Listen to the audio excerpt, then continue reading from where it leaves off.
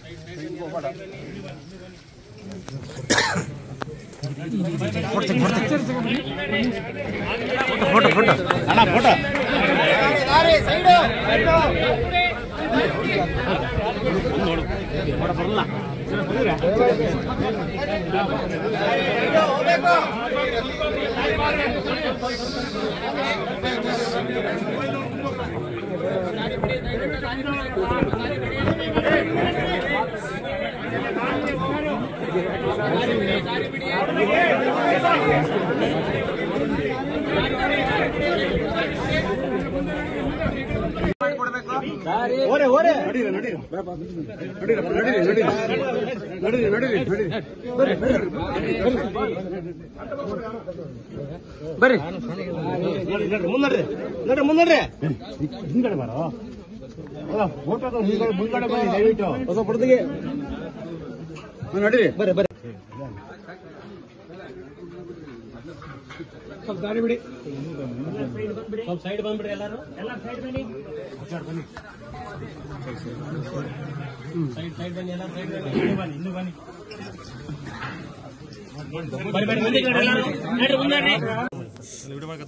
ಪ್ರಥಮವಾಗಿ ಟೀಕೆಯನ್ನು ರಚನೆ ಮಾಡಿದ ಮಹಾಶ್ರೇಯಸ್ಸು ಮಹಾಕೀರ್ತಿಯನ್ನು ಪಡೆದುಕೊಂಡ ಮಹಾಜ್ಞಾನಿ ವರೇಣ್ಯರು ಶ್ರೀಮದ್ ಪದ್ಮನಾಭ ತೀರ್ಥ ಭಟ್ಟಾರಕರು. ವೇದಾಂತಾಬ್ಧಿಂ ನಯೋಜಾತು ಜಹೌ ವಿದ್ವತ್ತಿಲಿಂಗಿಲಃ ಯುಕ್ತಿ ಪ್ರವಾಹ ಸಂರಂಭಾತ್ ಪರಶಾಸ್ತ್ರ ನದೀಚರಃ ಅಂತ ನಾರಾಯಣ ಪಂಡಿತಾಚಾರ್ಯರು ಪದ್ಮನಾಭ ತೀರ್ಥರ ಮಹಿಮೆಯನ್ನು ಕುರಿತಾಗಿ ಶ್ರೀಮದ್ ಸಮಗ್ರ ವಿಜಯ ಗ್ರಂಥದಲ್ಲಿ ಬಹಳ ಸುಂದರವಾಗಿ ವರ್ಣನೆಯನ್ನು ಮಾಡಿದ್ದಾರೆ. ಇವರು ವೇದಾಂತ ಸಾಗರದಲ್ಲಿ ಯಾವಾಗಲೂ ವಿಹಾರ ಮಾಡುವಂತಹ ತಿಮಿಂಗಿಲದಂತೆ ಇದ್ದವರು ಅಂತ. ಅಷ್ಟು ಶ್ರೀಮದ್ ಆಚಾರ್ಯರ ಶಾಸ್ತ್ರದಲ್ಲಿ ಆಳವಾದಂತಹ ಜ್ಞಾನವನ್ನು ಪಡೆದುಕೊಂಡವರು. ಸಾಕ್ಷಾತ್ ಶ್ರೀಮದ್ ಆಚಾರ್ಯರ ಮುಖಕಮಲದಿಂದ ಜ್ಞಾನೋಪದೇಶವನ್ನು ಪಡೆದವರು. ಬೇರೆ ಶಾಸ್ತ್ರಗಳೆಂಬ ನದಿಗಳಲ್ಲಿಯೂ ಸಂಚಾರ ಮಾಡ್ತಾರೆ ಅಂತ.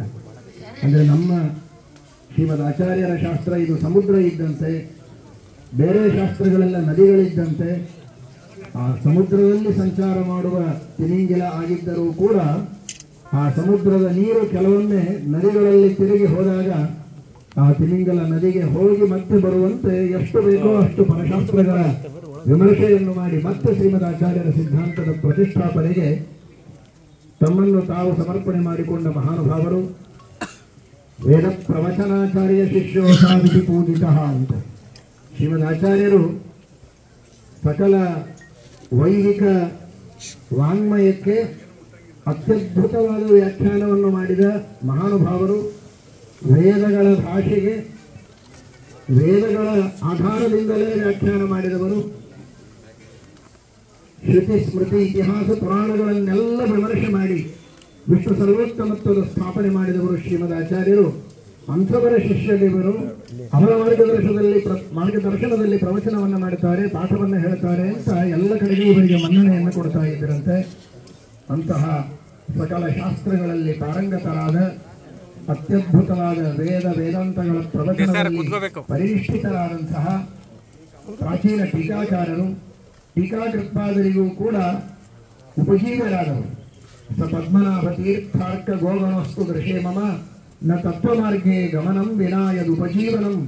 ಇವರನ್ನು ಉಪಜೀವಿಸದೆ ನಾವು ತತ್ವ ಮಾರ್ಗದಲ್ಲಿ ನಡೆಯುವುದಕ್ಕೆ ಸಾಧ್ಯ ಇಲ್ಲ ಅನ್ನುವಷ್ಟರ ಅಂತಹ ರಮಾನಿವಾಸೋಚಿತ ವಾಸಭೂಮಿ ಸನ್ಯಾಯ ರತ್ನಾವಳಿ ಜನ್ಮಭೂಮಿ ವೈರಾಗ್ಯ ಭಾಗ್ಯೋ ಮಮ ಪದ್ಮನಾಭ ತೀರ್ಥಾಮೃತಾಬ್ಧಿ ಭವತಾದ್ವಿಭೂತಿ. ನ್ಯಾಯದೀಪ ಸುಧಾ ಬರೆಯುವಾಗ ಬಹಳ ಸಾಂಕೇತಿಕವಾಗಿ ಅವರನ್ನು ಉಪಜೀವಿಸಿಕೊಂಡದ್ದನ್ನು ಸೂಚನೆ ಮಾಡ್ತಾರೆ. ತಮ್ಮ ಗ್ರಂಥಕ್ಕೆ ಹೆಸರು ನ್ಯಾಯ ಸುಧಾ ಅಂತ. ಸುಧಾ ಅಂದ್ರೆ ಅಮೃತ. ನಿಮ್ಮ ಗ್ರಂಥ ಇದು ಅಮೃತವಾದರೆ ಈ ಅಮೃತದ ಸೆಲೆ ಬಂದದ್ದು ಎಲ್ಲಿಂದ ಈ ಅಮೃತ ಬಂತು ಅಂದ್ರೆ ಮಮ ಪದ್ಮನಾಭ ತೀರ್ಥಾಮೃತಾಬ್ಧಿ, ಅಮೃತ ಸಾಗರ ಪದ್ಮನಾಭ ತೀರ್ಥರು. ಆ ಅಮೃತ ಸಾಗರರಾದ ಪದ್ಮನಾಭ ತೀರ್ಥರಿಂದ ಬಂದದ್ದೇ ಈ ಸುಧಾ ಅಮೃತ, ಅವರನ್ನು ಉಪಜೀವಿಸಿ ಬಂದದ್ದು.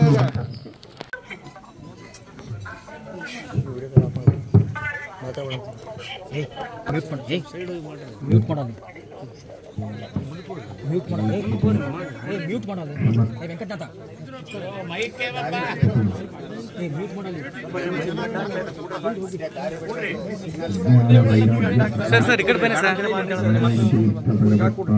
ಒಂದೇ ನಿರಂತರಂ ಪೂರ್ಣ ಪ್ರಜ್ಞಾತಂ ಭಾಷಂ ಆದೌ ತದ್ಭಾವಪೂರ್ವಕಂ ಪದ್ಮನಾಭಾಖ್ಯ ಯೋಗಿನಿ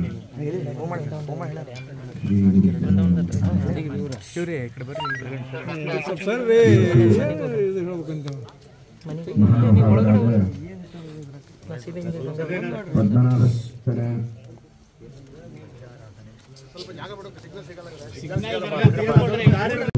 ಐತಿಹಾಸಿಕವಾದಂತಹ ಕ್ಷಣವನ್ನು ನೋಡುವಂತಹ ಸಂದರ್ಭ ನಮ್ಮೆಲ್ಲರಿಗೂ ಕೂಡ ಪದ್ಮನಾಭ ತೀರ್ಥರ ವಿಶೇಷವಾದ ಅನುಗ್ರಹದಿಂದಲೇ ಪ್ರಾಪ್ತವಾಗಿದೆ. ಮಧ್ಯಾಹ್ನೆಯ ಸಂದರ್ಭದಲ್ಲಿ ಉಭಯ ಶ್ರೀಪಾದರು ಅನೇಕ ಕಡೆ ಸೌಹಾರ್ದ ಭೇಟಿ ಆಗಿದೆ.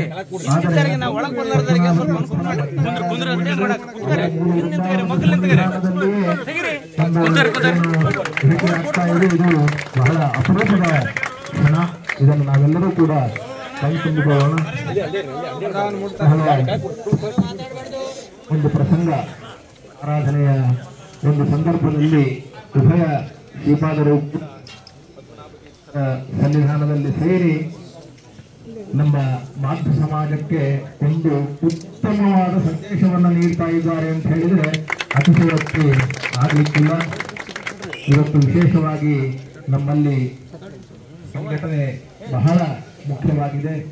ನಾವು ಮೊದಲು ಹಿಂದೂಗಳಾಗಬೇಕು, ಎಲ್ಲರೂ ಕೂಡ ಅಲ್ಲಿಂದ ಪ್ರಾರಂಭ ಆಗ್ತದೆ. ಈ ಒಂದು ಸಂದರ್ಭದಲ್ಲಿ ನಾವೆಲ್ಲರೂ ಕೂಡ ಎಲ್ಲ ಇಲ್ಲಿ ಇರುವಂತಹ ವೃಂದಾವನಸ್ಥರಾದ ಎಲ್ಲ ಗುರುಗಳಲ್ಲಿಯೂ ಕೂಡ ಪ್ರಾರ್ಥನೆಯನ್ನು ಮಾಡೋಣ. ಈ ತರಹದ ಒಂದು ಸೌಹಾರ್ದ ನಿರಂತರವಾಗಿ ಆಚಂದ್ರಾರ್ಕವಾಗಿ ಇರಲಿ ಅಂತನ್ನುವಂತಹ ಪ್ರಾರ್ಥನೆಯನ್ನ ನಾವೆಲ್ಲರೂ ಕೂಡ ಮಾಡೋಣ ಅಂತ ಹೇಳ್ತಾ ಉಭಯ ಶ್ರೀಪಾದರು ನಮಗೆ ಅನುಗ್ರಹ ಸಂದೇಶವನ್ನ ನೀಡಬೇಕು. ಮಿತ್ರವರಿಯರಾದ ಸುಬುಧೇಂದ್ರ ತೀರ್ಥರ ಜೊತೆಗೆ ಪದ್ಮನಾಭ ತೀರ್ಥರ ಈ ಸನ್ನಿಧಾನದಲ್ಲಿ ನಾವು ಸೇರಿದ್ದೇವೆ. ಸಮಾಗಮ ಆಗಿದೆ. ನಾವೆಲ್ಲ ಒಗ್ಗಟ್ಟಿಂದ ಇದ್ದು ಎಲ್ಲರೂ ಒಂದಾಗಿ ವಿಶೇಷವಾಗಿ ಶ್ರೀಮದ್ ಆಚಾರ್ಯರ ಸಿದ್ಧಾಂತದ ಪ್ರಸಾರದ ಕಾರ್ಯವನ್ನು ಮಾಡಬೇಕು.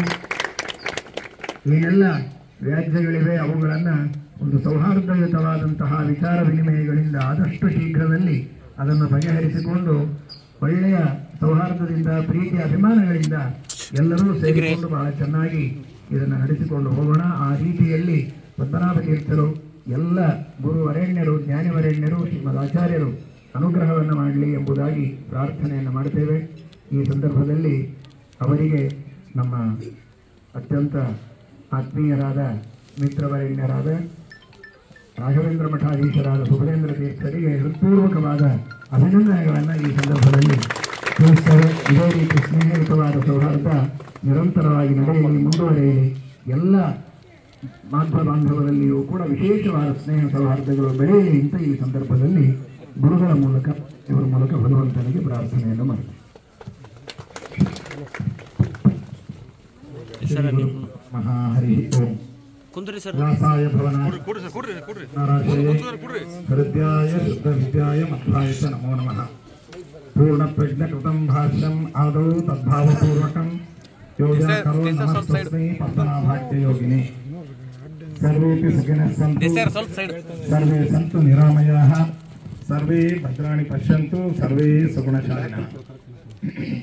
ಇಂದು ನಮ್ಮ ಮಾಧ್ವ ಪರಂಪರೆಯಲ್ಲಿ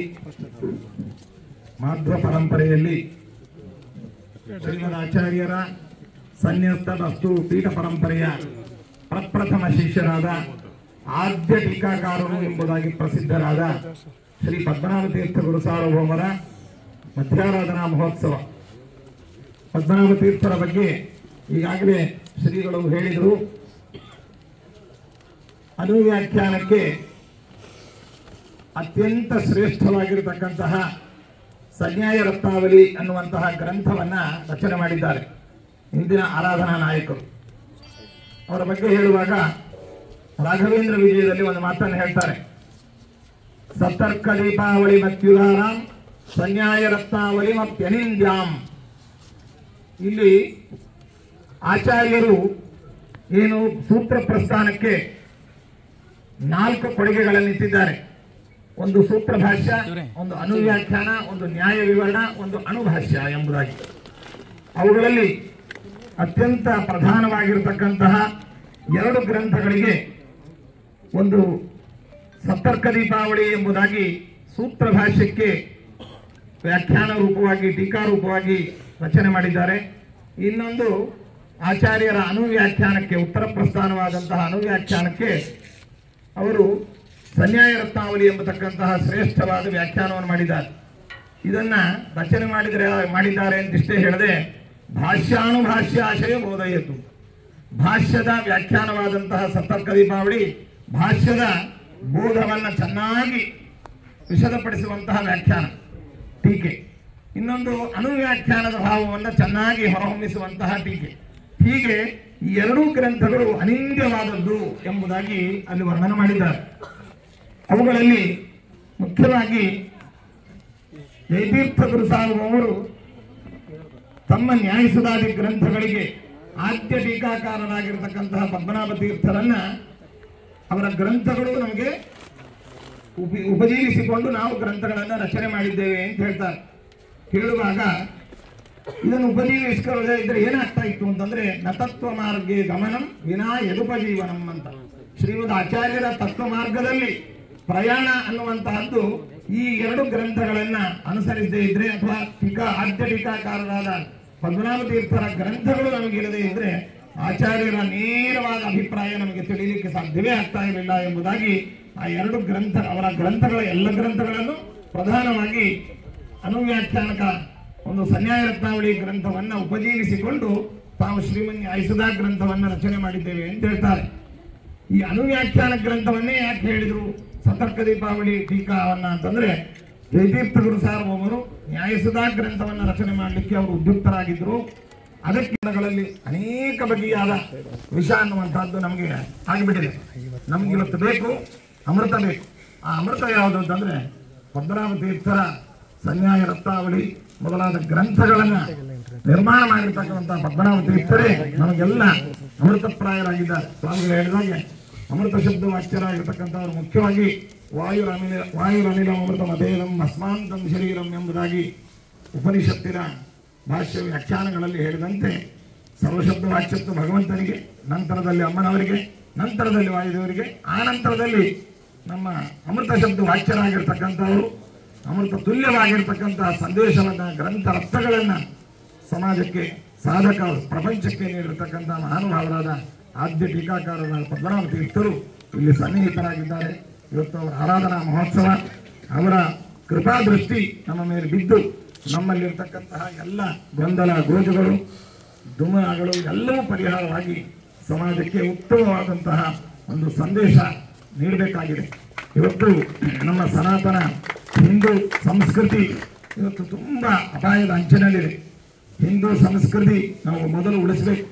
ನಂತರದಲ್ಲಿ ನಮ್ಮ ಒಳಪಂಗಡದ ಬೇರೆ ಬೇರೆ ಸಂಪ್ರದಾಯಗಳು, ಆಚಾರ ಪದ್ಧತಿಗಳು, ಅದನ್ನ ಪರಮತೀಯರು, ಪರಧರ್ಮೀಯರು ನಮ್ಮ ಸನಾತನ ಹಿಂದೂ ಧರ್ಮದ ಮೇಲೆ ವಿಶೇಷವಾಗಿ ಆಕ್ರಮಣವನ್ನು ಮಾಡಿ ಆಮಿಷಗಳನ್ನು ಒಡ್ಡುವ ಮೂಲಕ ಹಿಂದೂ ಸಂಸ್ಕೃತಿಯನ್ನ ಚೆನ್ನಾಗಿ ನಾಶ ಮಾಡಬೇಕು ಎಂಬುದಾಗಿ ಏನು ಸಂಚನ್ನು ಹಾಕಿದ್ದಾರೆ. ಇದಕ್ಕೆ ನಾವೆಲ್ಲರೂ ಕೂಡ ಸಂಘಟಿತರಾಗಿ ನಾವು ಸರಿಯಾದ ಒಂದು ಸಂಘಟನೆಯನ್ನು ತೋರಿಸುವ ಮೂಲಕ ನಮ್ಮ ಸನಾತನ ಹಿಂದೂ ವೈದಿಕ ಧರ್ಮವನ್ನು ಉಳಿಸಬೇಕಾದ ಜವಾಬ್ದಾರಿ ನಮ್ಮ ಮೇಲೆಲ್ಲ ಇದೆ. ಆ ಒಂದು ಹಿನ್ನೆಲೆಯಲ್ಲಿ ಈ ನಮ್ಮ ರಾಘವೇಂದ್ರ ಸ್ವಾಮಿಗಳವರ ಮಠಕ್ಕೂ, ಉತ್ತರಾದಿ ಮಠಕ್ಕೂ ಅನೇಕ ಬಗೆಯಾಗಿ ಒಂದು ವ್ಯಕ್ತಿಗತವಾದಂಥ ಯಾವುದೇ ದ್ವೇಷಾಸೂಯೆಗಳಿಲ್ಲ. ಆದರೆ ಯಾವುದೋ ಕೆಲವು ಲೌಕಿಕವಾದಂಥ ವಿಚಾರಗಳಲ್ಲಿ ಭಿನ್ನಾಭಿಪ್ರಾಯಗಳಿದ್ದರೂ ಕೂಡ ನಮ್ಮ ಪರಸ್ಪರ ಭೇಟಿಗೆ, ಮಾತುಕತೆಗೆ ಅಥವಾ ಪರಸ್ಪರ ಸೌಹಾರ್ದ ವಿನಿಮಯಕ್ಕೆ ಯಾವತ್ತೂ ಅಡ್ಡಿಯಾಗಿಲ್ಲ. ಇದು ಲಗಾಯಿತು ನಡೆದುಕೊಂಡು ಬಂದಿದೆ. ನಮ್ಮ ಸ್ವಾಮಿಗಳ ಗುರುಗಳ ಕಾಲದಲ್ಲಿ, ಶ್ರೀ ಸತ್ಯಪ್ರಮೋದ ತೀರ್ಥರ ಕಾಲದಲ್ಲಿ, ಅದೇ ರೀತಿಯಾಗಿ ನಮ್ಮ ಪರಮೇಶ್ವರ ಗುರುಗಳು, ಪರಮ ಗುರುಗಳು, ನಮ್ಮ ಗುರುಗಳ ಕಾಲದಲ್ಲಿ ಇದು ಈ ಸಂಬಂಧ ಅನ್ನುವಂಥದ್ದು, ಮಾತುಕತೆಯ ಸಂಬಂಧ, ಪರಸ್ಪರ ಭೇಟಿ, ಸೌಹಾರ್ದ ಅನ್ನುವಂಥದ್ದು ಕಾಲಕಾಲದಲ್ಲಿ ನಡೆದುಕೊಂಡು ಬಂದಿದೆ. ಅದರ ಹೆಚ್ಚಿನ ಒಂದು ಬಾಂಧವ್ಯ ಅನ್ನುವಂಥದ್ದು ಈಗ ಅದು ಅಭಿವ್ಯಕ್ತವಾಗ್ತಾ ಇದೆ, ಪ್ರಕಟವಾಗ್ತಾ ಇದೆ. ಇದು ಇಡೀ ನಮ್ಮ ಮಾಧ್ವ ಸಮುದಾಯಕ್ಕೆ, ಅದರಲ್ಲಿಯೂ ನಮ್ಮ ಉಭಯ ಮಠದ ಎಲ್ಲ ಶಿಷ್ಯರು, ಭಕ್ತರಿಗೆ ಇದು ಸಂತಸದ ವಿಷಯ ಅಂತ ನಾವು ಈ ಸಂದರ್ಭದಲ್ಲಿ ಹೇಳಲಿಕ್ಕೆ ಬಹಳ ಸಂತೋಷವನ್ನು ವ್ಯಕ್ತಪಡಿಸ್ತೇವೆ.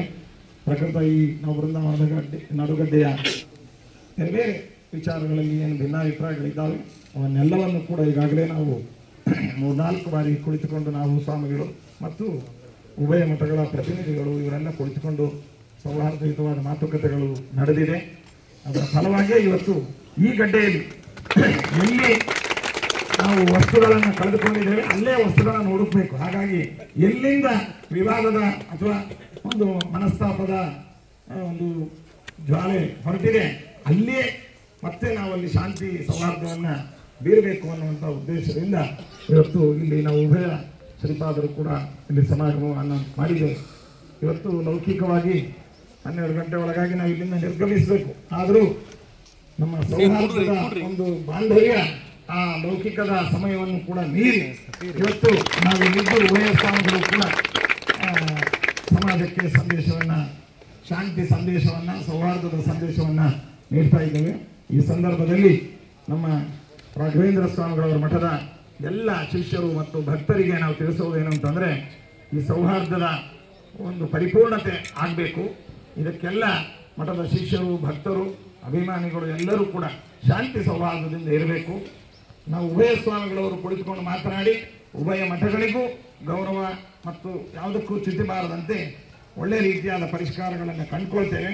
ಮಧ್ಯದಲ್ಲಿ ಯಾವುದೇ ಮಾಧ್ಯಮಗಳಲ್ಲಿ, ಸಾಮಾಜಿಕ ಜಾಲತಾಣಗಳಲ್ಲಿ ಅಥವಾ ವ್ಯಕ್ತಿಗಳಿಂದ ಪರಸ್ಪರ ಯಾವುದೇ ಭಿನ್ನಾಭಿಪ್ರಾಯಗಳ ಮಾತುಗಳನ್ನು ಆಡಿದರೆ ಸೌಹಾರ್ದಕ್ಕೆ ಅದೆಲ್ಲ ಧಕ್ಕೆ ಬರುತ್ತೆ. ನಾವು ನೀವೆಲ್ಲರೂ ಕೂಡ ನಮ್ಮ ಸಮುದಾಯದ ಸೌಹಾರ್ದ, ಶಾಂತಿಯನ್ನು ಅಪೇಕ್ಷಿಸುವವರಾದ್ದರಿಂದ ಕೇವಲ ನಾವು ಆನ್ಮಾತ್ರೇನ ಪೌರುಷ ಕ್ರಿಯಾ ಕೇವಲ ಉತ್ತಮ ಅಂತ ಕೇವಲ ಮಾತಿನಲ್ಲಿ ಸೌಹಾರ್ದ ಆಗಲಿ ಅಂತಲ್ಲ, ಅದಕ್ಕೆ ನಾವೆಲ್ಲರೂ ಕೂಡ ಸಹಕರಿಸಿದಾಗ ಮಾತ್ರ ಇದು ಪರಿಪೂರ್ಣವಾಗತ್ತೆ. ಆದ್ದರಿಂದ ಈ ಎಲ್ಲ ಮಾತುಕತೆಗಳು ಯಾವತ್ತೂ ಆಗಬಾರ್ದು. ಈ ಮಾತುಕತೆಗಳಾಗುವ ಸಂದರ್ಭದಲ್ಲಿ ನೀವೆಲ್ಲರೂ ಕೂಡ ಶಾಂತಿ ಸೌಹಾರ್ದದಿಂದ ಇರ್ರಿ. ನಮ್ಮ ಈ ಸಮಸ್ಯೆಗಳೆಲ್ಲವೂ ಕೂಡ ಒಂದು ಯೋಗ್ಯವಾದ ರೀತಿಯಲ್ಲಿ ಪರಿಹಾರವಾಗುತ್ತೆ. ಅದಕ್ಕೆ ಬೇಕಾದ ಮಾತುಕತೆಗಳು ಮತ್ತು ಅದಕ್ಕೆ ಬೇಕಾದ ಲಿಖಿತ ರೂಪದಲ್ಲಿ ಆಗ್ಬೋದು ಅಥವಾ ತಜ್ಞರ ಸಲಹೆಗಳಾಗ್ಬೋದು, ಇವೆಲ್ಲವೂ ನಡೀತಾ ಇದೆ. ಇದಕ್ಕೆ ಸ್ವಲ್ಪ ಕಾಲಾವಕಾಶ ಆಗತ್ತೆ. ಶೀಘ್ರದಲ್ಲಿ ಇದು ಪರಿಹಾರವಾಗತ್ತೆ. ಮತ್ತು ಎಲ್ಲರಿಗೂ ಕೂಡ ಏನೇನು ಪರಿಹಾರ ಆಗಿದೆ, ಏನು ಮಾತುಕತೆ ಆಗಿದೆ, ಏನು ಒಡಂಬಡಿಕೆಗಳಾಗಿದೆ ಅದೆಲ್ಲವೂ ಬಹಿರ್ಗತ ಮಾಡ್ತೇವೆ. ಆದರೆ ಈಗಲ್ಲ, ಅದಕ್ಕೆ ಇನ್ನು ಸ್ವಲ್ಪ ಕಾಲಾವಕಾಶ ಇದೆ. ನೀವೆಲ್ಲರೂ ಕೂಡ ಸೌಹಾರ್ದದಿಂದ ಇರಬೇಕು. ಯಾರೇ ವ್ಯಕ್ತಿ ದೂಷಣ ಅಥವಾ ಒಂದು ಸಂಸ್ಥೆಯ ಉತ್ಕರ್ಷ ಪ್ರತಿಪಾದಕವಾದ ಕೂಗಾಟಗಳು, ಜೈಕಾರಗಳು ಅಥವಾ ಯಾವುದನ್ನು ಕೂಡ ಮಾಡದೆ ಸೌಹಾರ್ದವಾಗಿ ನೀವಿದ್ದರೆ ಎಲ್ಲವೂ ಕೂಡ ಬೇಗ ಪರಿಹಾರವಾಗತ್ತೆ ಅಂತ ಈ ಸಂದರ್ಭದಲ್ಲಿ ನಾವೆಲ್ಲ ನಮ್ಮ ಶ್ರೀಮಠದ ಶಿಷ್ಯರು, ಭಕ್ತರು, ಅಭಿಮಾನಿಗಳಿಗೆ ತಿಳಿಸ್ತೇವೆ.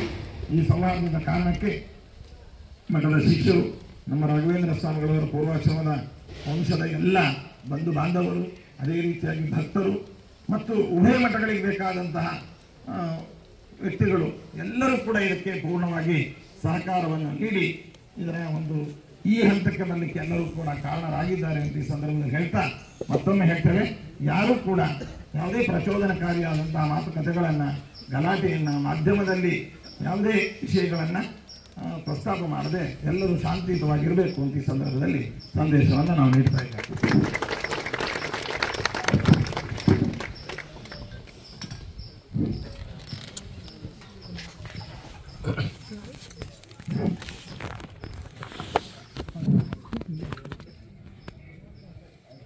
ಎಲ್ಲ ನೀವು ನೀಡ್ತಾನೆ ಇದ್ದೀರಿ. ಮುಂದೂ ಇದೇ ರೀತಿ ನೀಡ್ತೀರಿ ಎನ್ನುವಂತಹ ಪೂರ್ಣ ವಿಶ್ವಾಸ ಇದೆ. ಎಲ್ಲ ಶಿಷ್ಯರಲ್ಲಿ, ಅಭಿಮಾನಿಗಳಲ್ಲಿ ಒಂದು ಶಾಂತಿ ಸಮಾಧಾನಗಳಿದ್ದಾಗ ಈ ವಿಚಾರ ವಿನಿಮಯಗಳು ಸಮಾಧಾನದಿಂದ ನಡೆಯುವುದಕ್ಕೆ ಸಾಧ್ಯ ಇದೆ. ಆ ರೀತಿಯಾಗಿ ನಡೆದು ಉತ್ತಮವಾದ ರೀತಿಯ ಒಂದು ಸೂಕ್ತವಾದ ಪರಿಹಾರ, ಒಂದು ಒಡಂಬಡಿಕೆ ಉಭಯ ಮಠಗಳಲ್ಲಿಯೂ ಬಂದು ಎಲ್ಲರಲ್ಲಿಯೂ ಒಂದು ವಿಶೇಷವಾದ ಸಂತೋಷ, ಸಮಾಧಾನ ಹಾಗೂ ಉತ್ತಮವಾದ ಕಾರ್ಯವನ್ನು ಮಾಡುವುದಕ್ಕೆ ಎಲ್ಲರಲ್ಲಿಯೂ ಒಂದು ವಿಶೇಷವಾದ ಉತ್ಸಾಹ ಬರುವುದಕ್ಕೆ ಇದು ಕಾರಣ ಆಗಲಿ. ಆ ರೀತಿ ನೀವೆಲ್ಲ ಸಹಕಾರವನ್ನು ಮಾಡಬೇಕು. ನಿಮ್ಮೆಲ್ಲರಿಗೂ ಇಲ್ಲಿ ಸನ್ನಿಹಿತರಾದ ಮಹಾಗುರುಗಳು, ಇವತ್ತಿನ ಆರಾಧ್ಯ ಪುರುಷರು ಪದ್ಮನಾಭ ತೀರ್ಥರು ಎಲ್ಲರಿಗೂ ಅನುಗ್ರಹವನ್ನು ಮಾಡಿ ಆ ತರಹದ ಒಂದು ವಿಶೇಷವಾದ ಪ್ರೇರಣೆಯನ್ನು ಮಾಡಲಿ ಅಂತ ಪ್ರಾರ್ಥನೆ. ಸರ್ವೋತ್ತಮ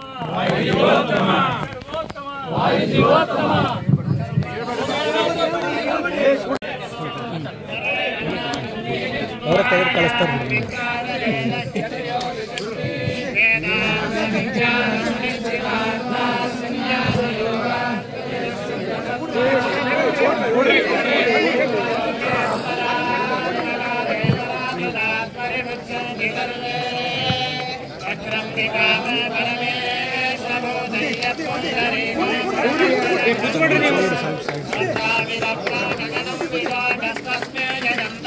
ಸೈಡ್ ತೆಗಿರಿ.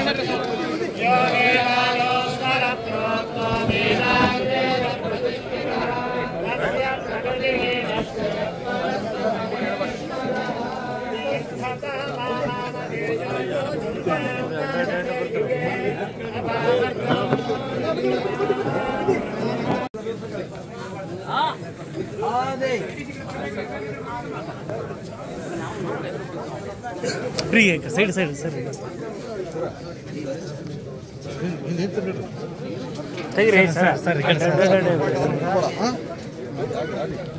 ಹಾದಿ ಹಾದಿ ಹಾದಿ ಹಾದಿ ತೆಗಿರಿ.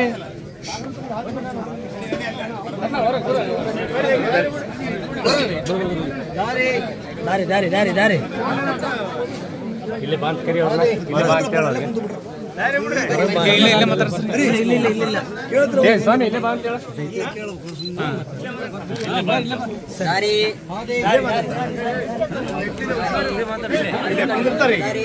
ಹಾದಿ ಹಾದಿ ಸ್ವಲ್ಪ ದಾರಿ ಫೋನ್ ಮಾಡೋರಿಗೆ ಬಾಂತ್ ಹೇಳ.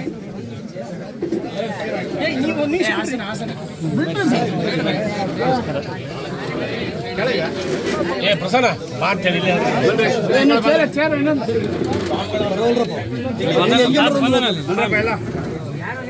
ಗಲಾಟೆ ಮಾಡಬೇಡ್ರಿ. ಪ್ರಕಾಶ್ ಬಾಬಾ ಬಾ ನೋ ಮರ ಅಲ್ಲೇ ಕೂತ್ಕೊಂಡ್ರಿ.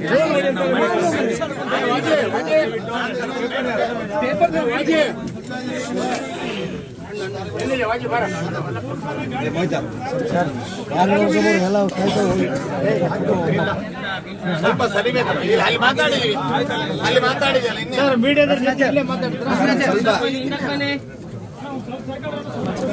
ಈ ಕಡೆ ಬಾ ಬಾ ನೋ ಮರ ಬರ್ಲಕ್ಕ ಇರಲ್ಲ ನೀನು ಫೋನ್ ಮಾಡೋದು ನೀನೇ ಮಾಡ್ತಿಲ್ಲ. ಫೋನ್ ತಗೊಳ್ರಿ ಮತ್ತೆ ನೀವು ಇಲ್ಲ ನಾವು ಕಳ್ಸಂ ಬಿಡ್ರಿ ಯಾರು ಮಾಡಿ. ಏ ವಾಸು ಕರೆ ಬಾ ಇಲ್ಲಿ ಬಂದ ಬಾ ಸ್ವಲ್ಪ ಸರಿ.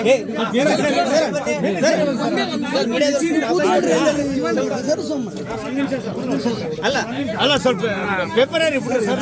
ಅಲ್ಲ ಕೇಳಿ ಕೇಳಿ ಒಂದು ಸೆಕೆಂಡ್ ಪ್ರಶ್ನೆ ಮಾತಾಡ್ಕೊಂಡು ಹೋಗ್ಬಿಡ್ತಾರೆ. ಪ್ರಶ್ನೆ ಮಾತಾಡ್ಕೊಂಡು ನಿಮಿಷ ಮಾಧ್ಯಮದವರು ಬಂದಿದ್ದಾರೆ. ಅಲ್ಲ ಅಲ್ಲ ಅಲ್ಲ ಬೇರೆ